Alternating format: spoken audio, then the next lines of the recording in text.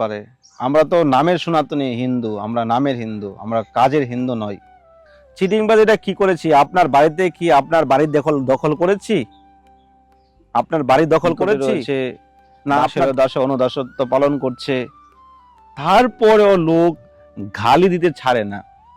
সমাজে কিভাবে নোংরা কর্ম করছে, কিভাবে খারাপ কাজ করে যাচ্ছে, সমাজকে ধ্বংসের দিকে ঠেলে নিয়ে যাচ্ছে, সেই দিকে কেউ চোখ তুলে তাকাবে না। তাদেরকে আমাদের সমাজের লোক রয়েছে যাদের কাজই পরনিন্দা করা, বৈষ্ণব।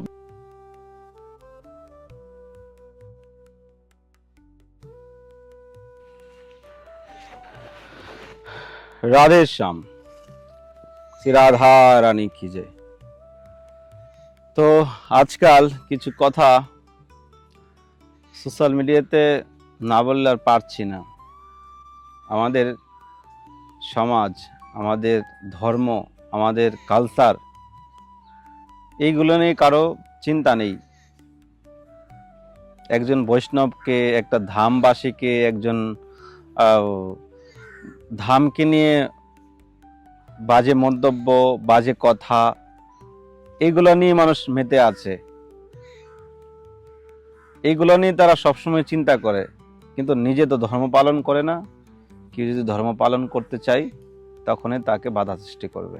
কিভাবে আমাদের সমাজ এগিয়ে যাবে, কি করে আমাদের সনাতন ধর্মটাকে আরও প্রচার করতে পারি, কি করে আমাদের সনাতন ধর্মটাকে আরও সমস্ত হিন্দু সনাতনদের কাছে নিয়ম নিষ্ঠা করে পালন করতে পারে। আমরা তো নামের সনাতনী হিন্দু, আমরা নামের হিন্দু, আমরা কাজের হিন্দু নই। আমাদের মধ্যে কত জাত বাদ ভেদ, নিয়ম নিষ্ঠা, একরকম কেউ করে না, বিভিন্ন রকম মানুষ বিভিন্ন রকমের করে থাকে।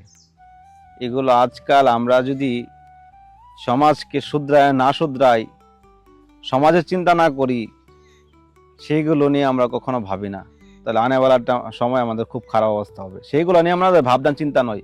কে কৃষ্ণ ভক্ত, সে কি বলেছে না বলেছে, তাকে গালি দিবে, তাকে কটূক্তি করবে, তাকে চিটিংবাজ বলবে, তাকে বাজে মন্তব্য করবে। এ হয়তো কলিকাল।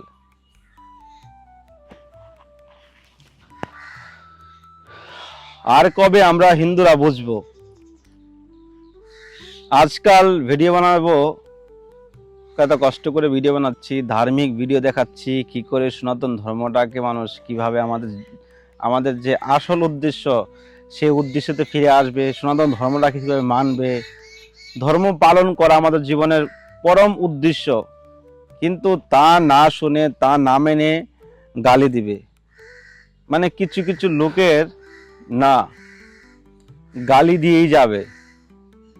এটা কিছু কিছু আমাদের সমাজের লোক রয়েছে যাদের কাজই পরনিন্দা করা, বৈষ্ণব নিন্দা করা।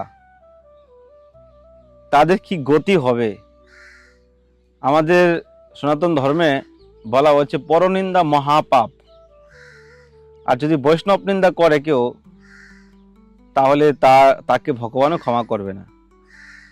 তো কে ব্রজবাসী, কে বৈষ্ণব? মহাপ্রভু বলেছে, যে ভগবানের ভক্তি করে, যে ভগবানের নাম করে, যে ভগবানের চিন্তন করে, ভগবানের সেবা করে, হরিনাম করে, সে হইল বৈষ্ণব। তার থেকে আরো সহজভাবে বলেছে, যে একবার ভগবানের নাম স্মরণ করে, হরে কৃষ্ণ মহামন্ত্র করে, সেই বৈষ্ণব। ধামে বসে আছে, ধামে থেকে ভগবানের নিকটে রয়েছে, দাসের দাসে অনুদাসত্ব পালন করছে, তারপরেও লোক গালি দিতে ছাড়ে না। সমাজে কিভাবে নোংরা কর্ম করছে, কিভাবে খারাপ কাজ করে যাচ্ছে, সমাজকে ধ্বংসের দিকে ঠেলে নিয়ে যাচ্ছে, সেই দিকে কেউ চোখ তুলে তাকাবে না। তাদেরকে গালি দেওয়ার মতো কেউ নেই সমাজে। কিন্তু কে ভালো কাজ করেছে, কে ধার্মিক কাজ করছে, তার পিছনে লেগে থাকো। আমি স্ক্রিনশট আপনার দেখা দেবো। আমি কালকে একটা ভিডিও দিয়েছিলাম, বলেছি যে আমি আর ভিডিও বানাবো না, বা আমি সেরকম ভিডিও বানাবো। তো কতগুলো লোক সারাদিন খালি গালি দিয়ে থাকে। তো আমি কত যাওয়া হয়নি, তো বর্ষনাতে বিভিন্ন জায়গায় গেছি, প্রায় 100 কিলোমিটার মতো গাড়ি চালিয়েছি, নতুন গাড়ি। তো খরচা তো হবেই। ফ্রিতে তো সব কিছু আসে না যে ঘরের ভিতরে বসে থাকবো ভিডিও বানিয়ে যাবে, ফ্রিতে তো আসে না। যাই হোক, এটা আমার পার্সোনাল ম্যাটার, আমি বলেছি, তার জন্য তো আপনি খারাপ কটূক্তি করতে পারেন না। আরেকজন আমাকে বলছে আমি নাকি চিটিংবাজ, আমি নাকি চিটিংবাজ। তো আমি স্ক্রিনশটে দেখিয়ে দিব। এই লোকটা, অনেকগুলো লোক আছে যে প্রতিনিয়ত ভিডিও ছাড়লেই বাজে কটূক্তি করবে। তো এখানে অনেকে বলবে যে আপনি এসব দেখবেন না, এসব শুনবেন না। তো এগুলো সমাজে যদি না বলি, সমাজকে না শুধরাই, তাহলে আনেওয়ালার সময় আমাদের খুব খারাপ অবস্থায় হবে। একটা কথা বলছি, আমরা ইউটিউব থেকে কি আহামরি ইনকাম এসে যাচ্ছে? কিছুই তো না, খালি শুধু প্রচার হচ্ছে, ভগবানের সেবা হচ্ছে, চলে যাচ্ছে কোনো রকম দিনকাল। চিটিংবাজ এটা কি করেছি? আপনার বাড়িতে কি আপনার বাড়ির দখল করেছি?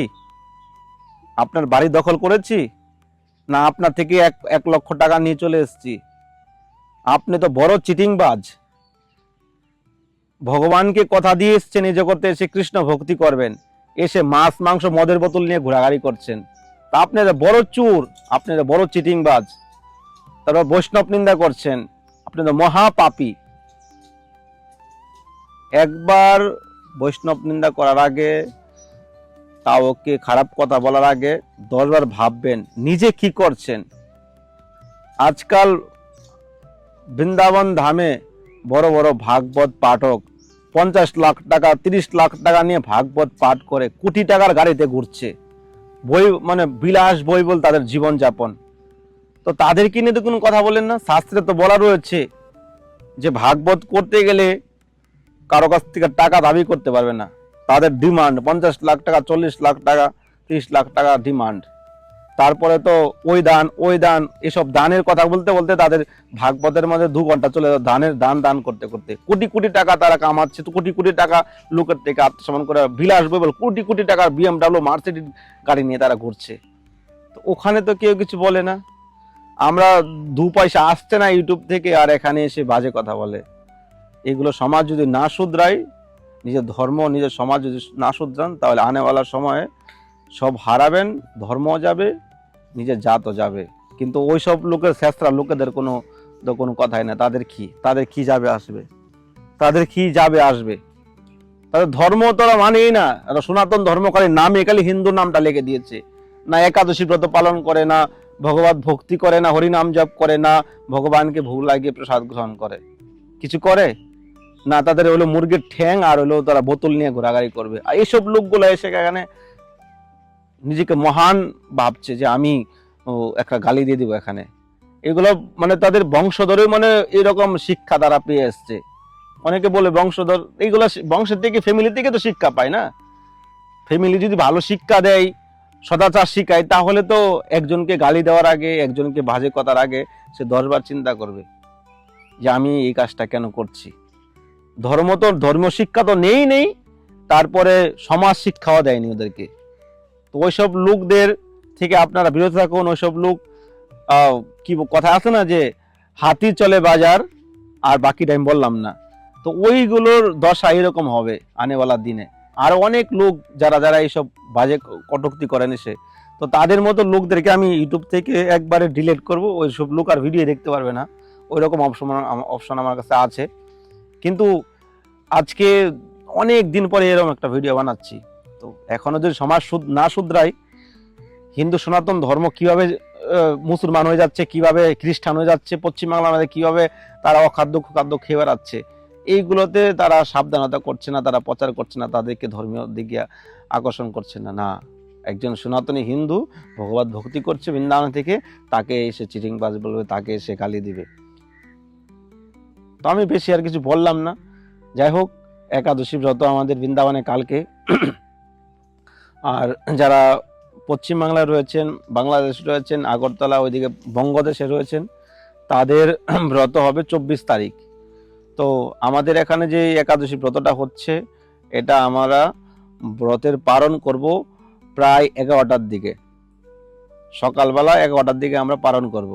আর যারা 24 তারিখে ব্রত করছেন, তাদের সীমিত সময়ের মধ্যে পালন করতে হবে। আপনারা আপনাদের নির্দিষ্ট টাইমে দেখে নেবেন। সূর্যোদয়ের মধ্যে 10-15 মিনিটের টাইম আছে, সেই টাইমের মধ্যে আপনাদের ওই 24 তারিখে যারা ব্রত করবেন 25 তারিখে পালন করবেন।